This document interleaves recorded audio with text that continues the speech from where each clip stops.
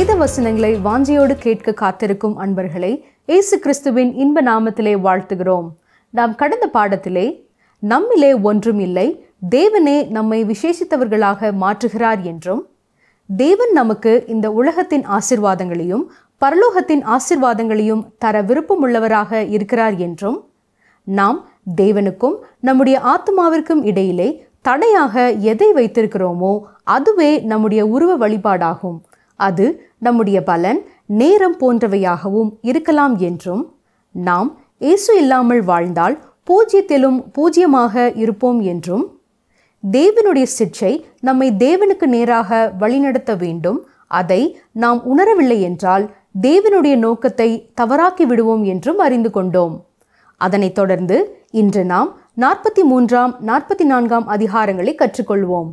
இந்த பாடத்திலே மனிதனுடைய வீழ்ச்சி எப்படி சரி செய்யப்பட்டது, தேவன் நம்மை எவ்வாறு நேர்வழிப்படுத்துவார், விக்கிரகங்களுக்கு எதிராக தேவன் என்ன கூறுகிறார், யோவேலின் தீர்க்க தரிசனம் பெந்தைகோஸ்தே நாளிலே நிறைவேறியதா என்பதை குறித்து ஆழமாக கற்றுக்கொள்வோம்.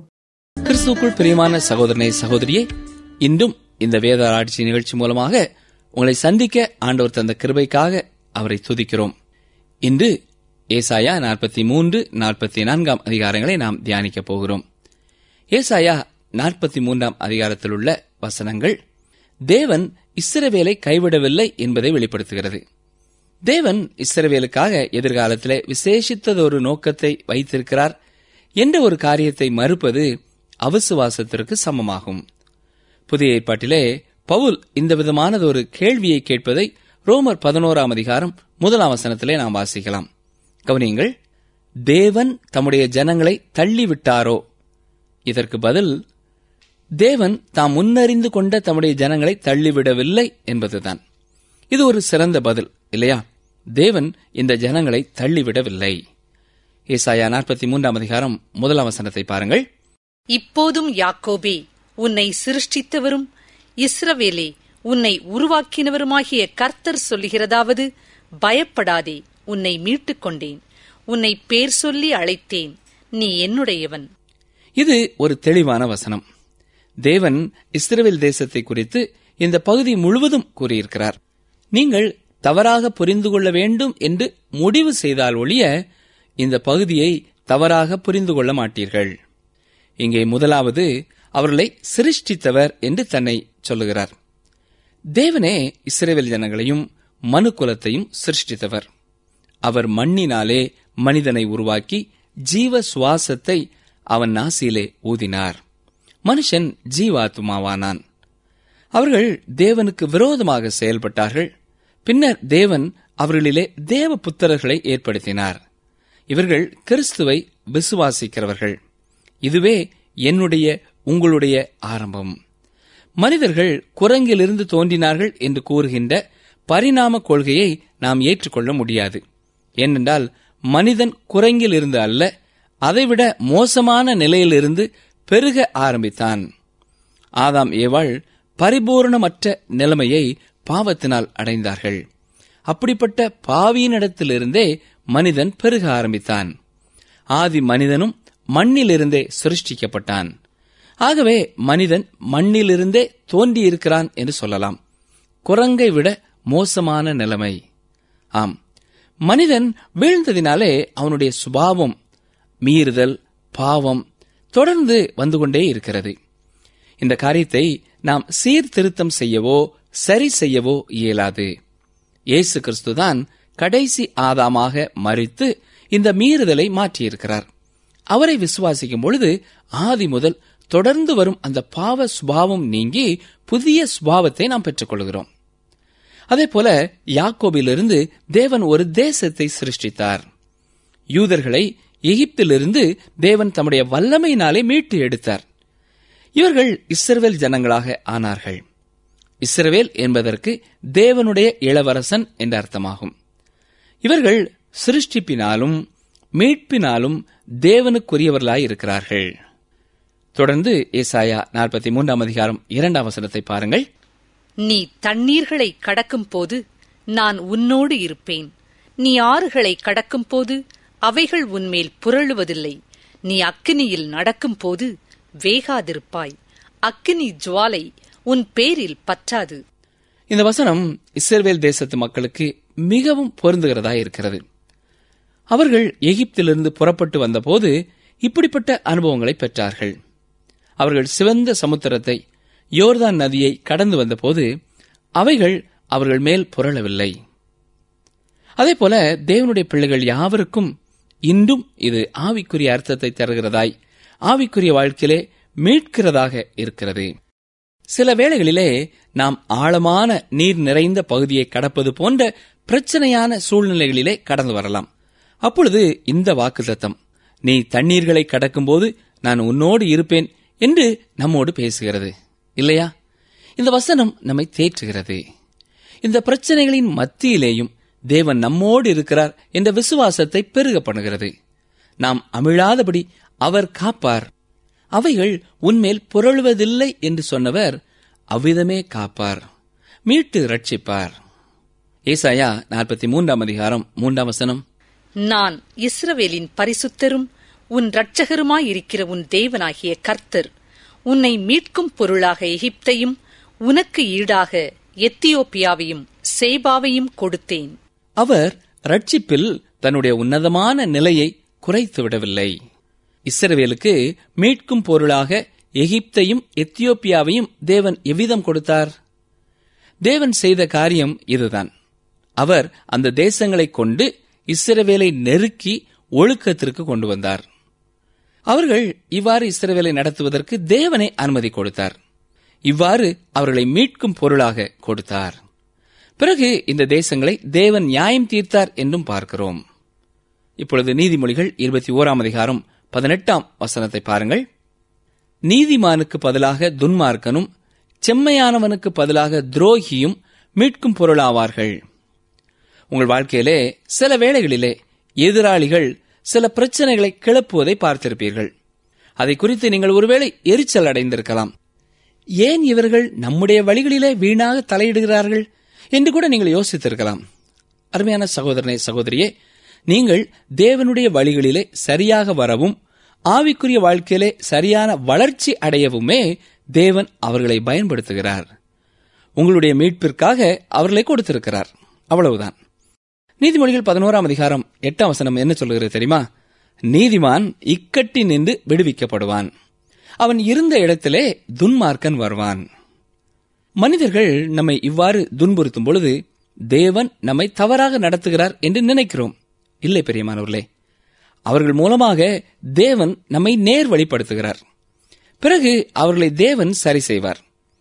அவர்கள் இக்கட்டுகள் வழியாக கடந்து சென்று சரி செய்யப்படுவார்கள். தேவன் இஸ்ரவேலுக்கும் இந்த விதமாகவே மீட்கும் பொருளாக எகிப்தையும் எத்தியோப்பியாவையும் பயன்படுத்தினார். ஏசாயா 43 அதிகாரம் 4 வசனத்திற்கு வருவோம். நீ என் பார்வைக்கு அருமையானபடியினால் கனம் பெற்றாய், நானும் உன்னை சிநேகித்தேன்.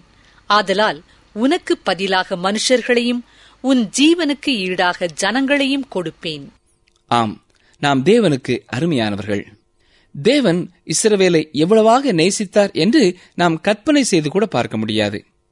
மேலும் நாமும் தேவனுக்கு எவ்வளவு விலையேற பெற்றவர்களாக இருக்கிறோம் என்பதை கற்பனை செய்து கூட பார்க்க முடியாது. ஏசாயா 43 அதிகாரம் 5-6 வசனங்களை பாருங்கள். பயப்படாதே, நான் உன்னோடே இருக்கிறேன். நான் உன் சந்ததியை கிழக்கிலிருந்து வரப்பண்ணி உன்னை மேற்கிலும் இருந்து கூட்டி சேர்ப்பேன். நான் வடக்கை நோக்கி கொடி என்றும் தெற்கை நோக்கி வைத்திராதே என்றும் சொல்லி, தூரத்திலிருந்து என் குமாரரையும் பூமியின் கடையாந்திரத்திலிருந்து என் குமாரத்திகளையும் இஸ்ரவேல் தேசத்தை மீண்டும் கூட்டி சேர்ப்பேன் என்பதை இங்கே தெளிவுபட தேவன் கூறுகிறார். எரேமியா 31 அதிகாரம் 10 வசனத்திலே இதை மீண்டும் உறுதிப்படுத்துகிறார். கவனியுங்கள். எரேமியா 31:10, ஜாதிகளே, நீங்கள் கர்த்தருடைய வார்த்தையை கேட்டு தூரத்தில் உள்ள தீவுகளில் அறிவித்து, இஸ்ரவேலை சிதறடித்தவர் அதை சேர்த்து கொண்டு ஒரு மேய்ப்பன் தன் மந்தையை காக்கும் வண்ணமாக அதை காப்பார் என்று சொல்லுங்கள். ஜாதிகளே, அதாவது உலகத்தில் உள்ளவர்களே, கர்த்தருடைய வார்த்தையை கேளுங்கள் என்று தேவன் சொல்கிறார். இதன் அர்த்தம் என்ன தெரியுமா? வேதத்தை பரிபூர்ணமாக நம்பாதவர்களே, ஆண்டவருடைய வருகை 1000 வருட அரசாட்சிக்கு முந்தினது என்று சொல்லுகிறவர்களே, அதற்கு பிந்தினது என்று சொல்லுகிறவர்களே, கர்த்தருடைய வார்த்தையை கேளுங்கள். நான் இஸ்ரவேலை கைவிட்டு விடுவதாக நினைக்கிறவர்களே கேளுங்கள், நான் அதை திரும்பவும் சேர்ப்பேன் என்று சொல்லுகிறார். நாம் அவருக்கு செவி சாய்க்க வேண்டும். உலக சூழ்நிலைகள் எப்படி இருந்தாலும் தேவன் இஸ்ரவேலை திரும்பவும் கூட்டிச் சேர்ப்பதாக சொல்கிறார். அதற்கான வார்த்தைகள் இங்கே கொடுக்கப்பட்டுள்ளது. ஏசாயா 43 அதிகாரம் 10 பாருங்கள்.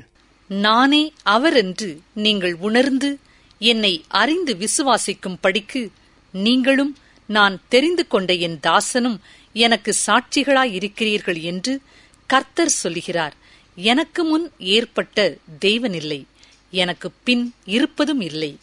தேவனுக்கு இணையானவர்களோ போட்டியாளர்களோ கிடையாது. அவர் ஒருவரே தேவன். அவர் ஒருவரே இந்த சிறந்த தகுதியை உடையவராய் இருக்கிறார் என்று இங்கே சொல்கிறார். 11 நானே கர்த்தர், என்னை அல்லாமல் இரட்சகர் இல்லை. உலகத்திலே கணக்கில் அடங்கா சமயங்கள் இருக்கின்றன. ஆனால் தேவன் ஒருவரே ரட்சிப்பை உறுதிப்படுத்துகிறார். அவர் ஒருவரே ரட்சிப்பை தர முடியும், மற்றவர்களால் தர முடியாது. ரட்சிப்பை அவர்கள் உறுதிப்பட கூறவும் முடியாது. என்னை அல்லாமல் இரட்சகர் இல்லை என்று கர்த்தர் சொல்கிறார். அப்போஸ்தலனாகிய பேதுரு அப்போஸ்தலர் நடபடிகளின் புஸ்தகம் 4 அதிகாரம் 12 என்ன சொல்கிறார் தெரியுமா? அவராலே அன்றி வேறொருவராலும் ரட்சிப்பு இல்லை. நாம் ரட்சிக்கப்படும்படிக்கு வானத்தின் கீழெங்கும் மனுஷர்களுக்குள்ளே அவருடைய நாமமே அல்லாமல் வேறொரு நாமம் கட்டளையிடப்படவும் இல்லை என்று சொல்கிறார். தொடர்ந்துள்ள வசனங்களிலே அவர் உருவ வழிபாட்டை குறித்து கூறுவதை பார்க்க முடியும். ஏசாயா 43:12 பாருங்கள். நானே அறிவித்து ரட்சித்து விளங்க பண்ணினேன், உங்களில் இப்படி செய்யத்தக்க அந்நிய தேவன் இல்லை. நானே தேவன் என்பதற்கு நீங்கள் எனக்கு சாட்சிகள் என்று கர்த்தர் சொல்லுகிறார்.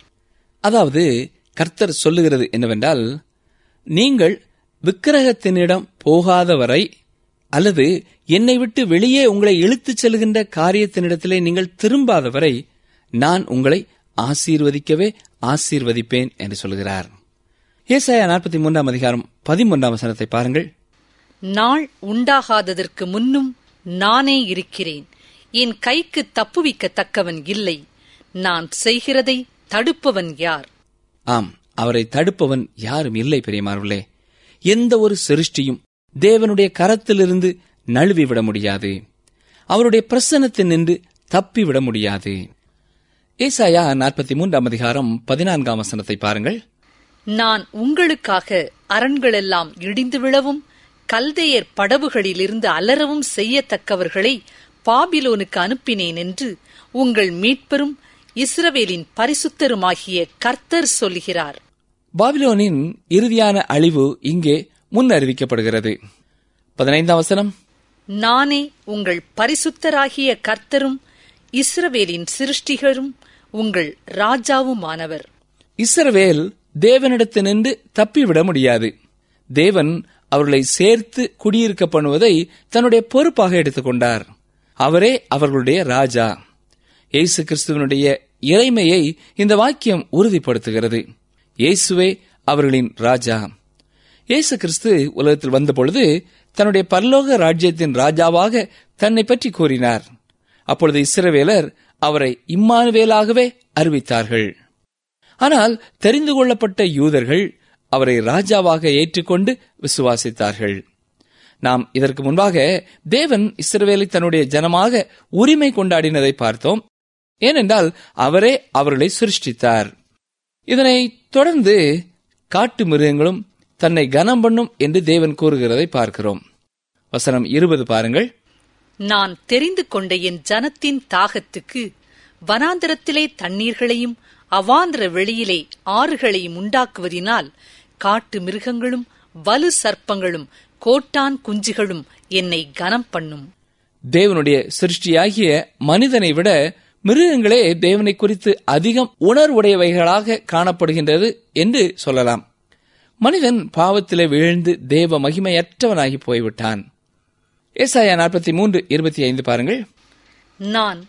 நானே உன் மீறுதல்களை என் நிமித்தமாகவே குலைத்து போடுகிறேன், உன் பாவங்களை நினையாமலும் இருப்பேன்.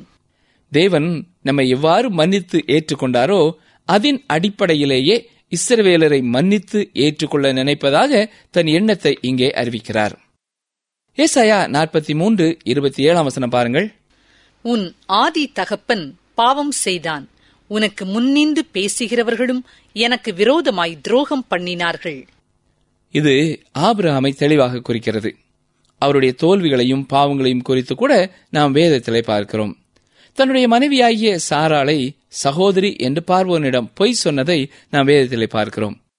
மனிதர்கள் குறைவுள்ளவர்களே, ஆனாலும் தேவன் ஆபிரகாமை மன்னித்து ஆபிரகாமை நடத்தி விசுவாசிகளின் தகப்பனாக மாற்றினார். உனக்கு முன்னின்று பேசுகிறவர்கள் என்று இங்கே வசனத்திலே சொல்லப்பட்டிருக்கிறது. இது வேத புஸ்தகத்திலிருந்து நமக்கு விளக்கம் கொடுக்கிறவர்களை குறிக்கிறது. தேவனை பற்றி மக்களுக்கு விளக்கின போதகர்கள் போன்றவர்களும் தவறுகளும் பாவங்களும் உடையவர்களாக காணப்பட்டார்கள் என்று தேவன் கூறுகிறார். சிம்சோன், சாமுவேல், தாவீது போன்றவர்களை இதற்கு எடுத்துக்காட்டாக சொல்ல முடியும்.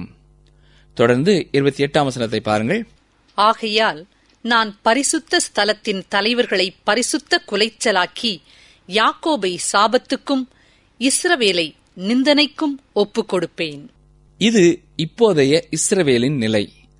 அவர்களுக்கு சமாதானம் இல்லை. ஏனென்றால் அவர்கள் ஜீவனுள்ள தேவனை விட்டு வெளியே சென்று விட்டார்கள். ஆனால் இதுவே அவருடைய இறுதி நிலை அல்ல என்பதையும் நாம் அறிய வேண்டும். தொடர்ந்து ஏசாயா 44 அதிகாரத்துக்குள்ளே கடந்து செல்கிறோம். இந்த 44 அதிகாரமும் 43 அதிகாரத்தின் மைய கருத்தையே தொடர்ந்து சொல்லுகிறது. இந்த அதிகாரம் இருளிலிருந்து வெளிச்சத்தை நோக்கி செல்கிறது. தேவனுடைய ராஜ்யம் ஸ்தாபிக்கப்படுவதையும் பரிசுத்த ஆவியை பற்றிய வாக்குத்தத்தத்தையும் இங்கே நாம் பார்க்கலாம். இந்த பகுதியிலே விக்கிரகங்களுக்கு எதிராக தேவன் கூறும் காரியங்களை பார்க்கிறோம். இங்கே இது மீண்டும் மீண்டும் சொல்லப்படுகிற ஒரு கருத்தாயிருக்கிறது. மனிதனுடைய இருதயம் அநேக வேளைகளிலே தேவனை விட்டு திரும்பி விக்கிரகத்திற்கு நேராக செல்கிறது. தேவனை வைக்க வேண்டிய இடத்திலே வேறொரு காரியத்தை அவன் வைக்கிறவனாயிருக்கிறான். அவன் அதை தொழுது கொள்ள ஆரம்பிக்கிறான். இன்றைய நாட்களிலேயும் நாம் ஒருவேளை ஏதும் ஒரு உருவத்தை உருவாக்கி வழிபடாமல் இருக்கலாம். ஆனால் தேவனை வைக்க வேண்டிய இடத்திலே வேறு எதையாவது நாம் வைத்துக் கொண்டு அதற்கு முக்கியத்துவம் கொடுத்துக் கொண்டிருப்போம் என்றால் நமக்கும் தேவனுக்கும் உள்ள உறவிலே இது இடையூறாக காணப்படுகிறது. அதுதான் நமக்கு விக்கிரகம். இது படிப்பாக அல்லது ஒரு பணமாக அல்லது புகழாக, உலக பிரகாரமான மகிழ்ச்சிகளாக, போதையாக, வியாபாரம் போன்றவையாக இருக்கலாம். இவற்றையெல்லாம் நாம் முக்கிய இடத்திலே வைக்கும் பொழுது நாம் தேவனை விட்டு வேறே தெய்வத்தை வணங்குகிறவர்களாய் போய்விடுகிறோம். ஏசாயா 46 அதிகாரத்திலே இதை குறித்து அதிகமாகவே நாம் பார்க்க போகிறோம். மேலும் தேவனுக்கும் விக்கிரகத்துக்கும் உள்ள உண்மையான வித்தியாசத்தையும் நாம் அங்கே காண முடியும். இப்பொழுது பாருங்கள், ஏசாயா 44:3. தாகமுள்ளவன் மேல் தண்ணீரையும் வறண்ட நிலத்தின் மேல் ஆறுகளையும் ஊற்றுவேன். உன் சந்ததியின் மேல் என் ஆவியையும் உன் சந்தானத்தின் மேல் என் ஆசீர்வாதத்தையும் ஊற்றுவேன். இந்த அதிகாரத்தின் துவக்கத்திலே தேவன் இஸ்ரவேலை தெரிந்து கொள்ளப்பட்ட ஒன்றாக கூறி அதற்கு உதவி செய்வதாகவும் உறுதியளிக்கிறார். அதனை அடுத்து இந்த 3 வசனத்தில் உள்ள முக்கிய தீர்க்க தரிசனத்தை பார்க்கிறோம். இந்த வசனத்திலே பரிசுத்த ஆவியின் ஊற்றுதலை குறித்து வாசிக்கிறோம். இதுவும் யோவேல் 2 அதிகாரம் 28 முதல் 32 வரை உள்ள வசனங்களிலே கூறப்பட்ட காரியங்களும் தொடர்புடையதாயிருக்கிறது.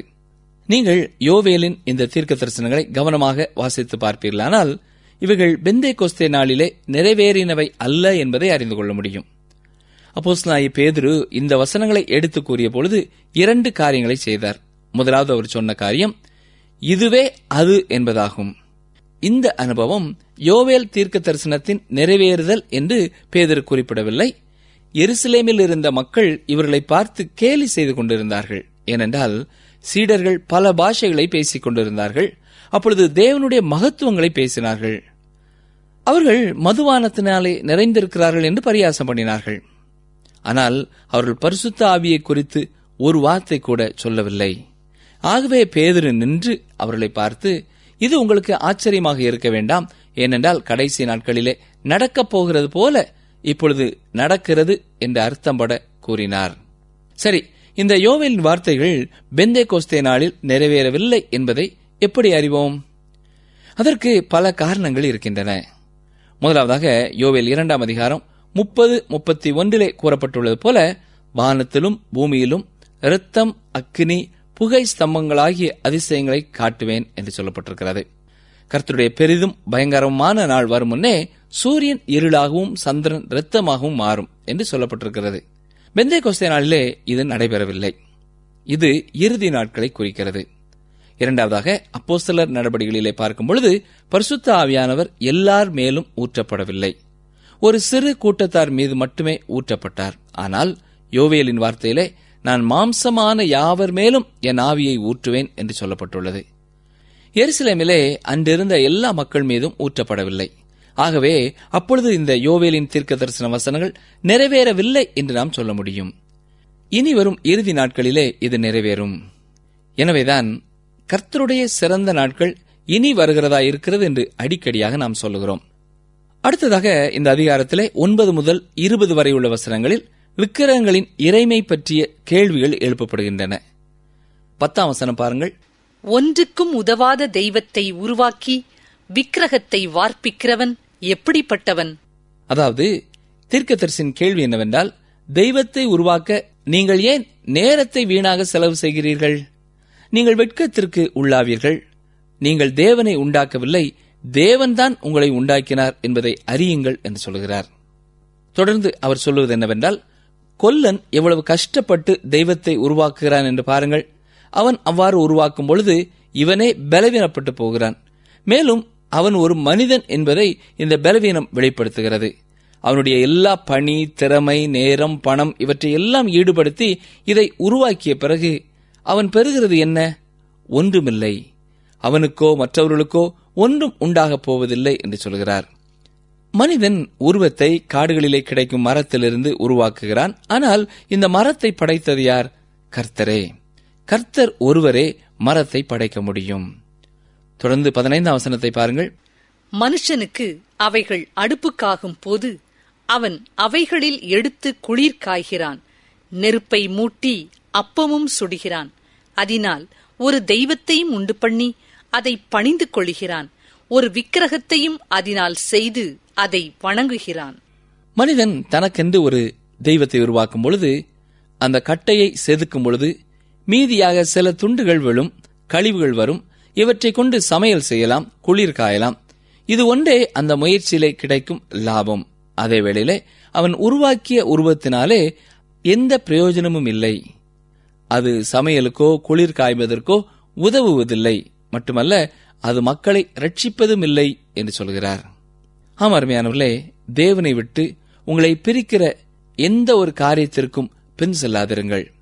அவைகள் உங்களுக்கு உதவுவதில்லை, உங்களை உயர்த்துவதில்லை, உங்களை ரட்சித்து உங்களுக்கு நித்திய மகிழ்ச்சியும் தரப்போவதில்லை. ஏசாயா 44:28 கோரேசை குறித்து, அவன் என் மெய்ப்பன், அவன் எருசலேமை நோக்கி நீ கட்டப்படு என்றும் தேவாலயத்தை நோக்கி நீ அஸ்திபாரப்படு என்றும் சொல்லி எனக்கு பிரியமானதையெல்லாம் நிறைவேற்றுவான் என்று சொல்லுகிறவர் நான்.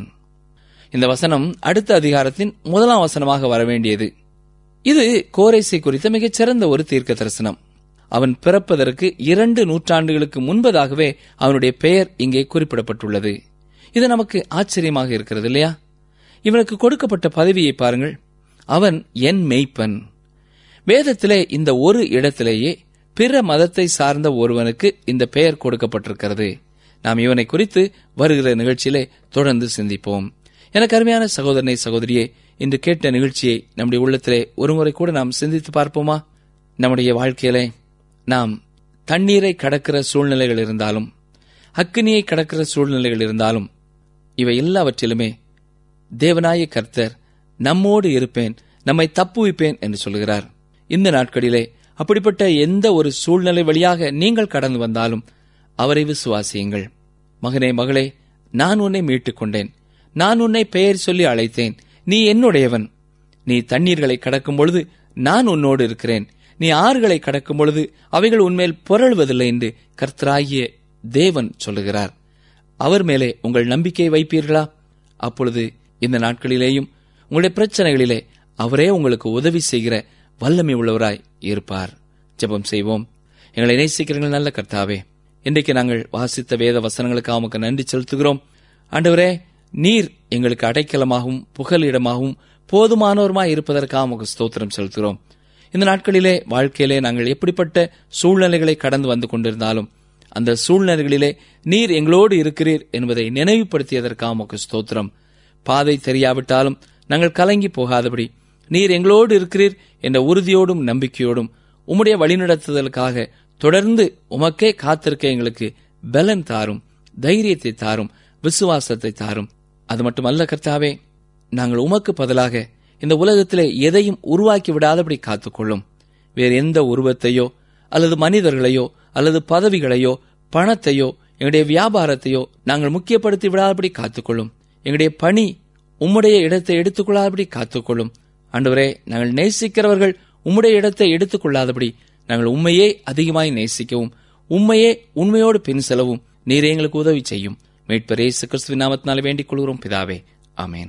சரி நேயர்களே, இந்த நாளிலும் கற்றுக்கொண்ட சத்தியங்கள் உங்கள் ஆவிக்குரிய வாழ்க்கைக்கு அதிக பிரயோஜனம் உள்ளதாக இருந்திருக்கும் என்று நம்புகிறோம். எனவே நீங்கள் அதனை எங்களுடன் பகிர்ந்து கொண்டால் நாங்களும் உங்களுடன் சேர்ந்து கர்த்தரை துதிக்க ஏதுவாக இருக்கும். சரி, இன்று நாம் கற்றுக்கொண்ட பாடத்தில் சிலதை சற்றே திரும்பி பார்ப்போமா? நாம் இயேசு கிறிஸ்துவை விசுவாசிக்கும் பொழுது ஆதி முதல் நமக்குள் இருந்த அந்த பாவ சுவாபம் நீங்கி புதிய சுவாபத்தை பெற்றுக்கொள்ள முடியும். இஸ்ரவேல் என்பதற்கு தேவனுடைய இளவரசன் என்பது அர்த்தமாகும். இவர்கள் சிருஷ்டிப்பினாலும் மீட்பினாலும் தேவனுக்குரியவர்களாக இருக்கிறார்கள். எந்த ஒரு சிருஷ்டியும் தேவனுடைய கரத்தினின்று நழுவிவிட முடியாது. அவருடைய பிரசன்னத்தினின்று தப்பிவிட முடியாது.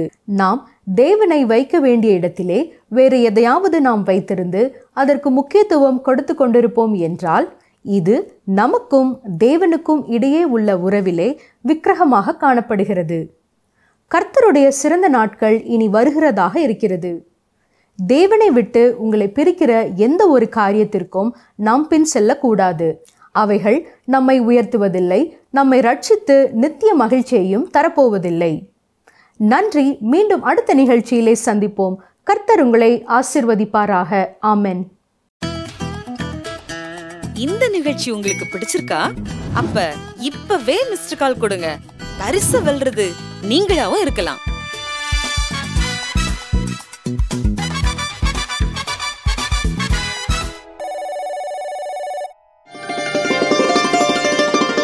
நீ எழும்பி காரியத்தை நடப்பி, கர்த்தர் உன்னோடே இருப்பாராக.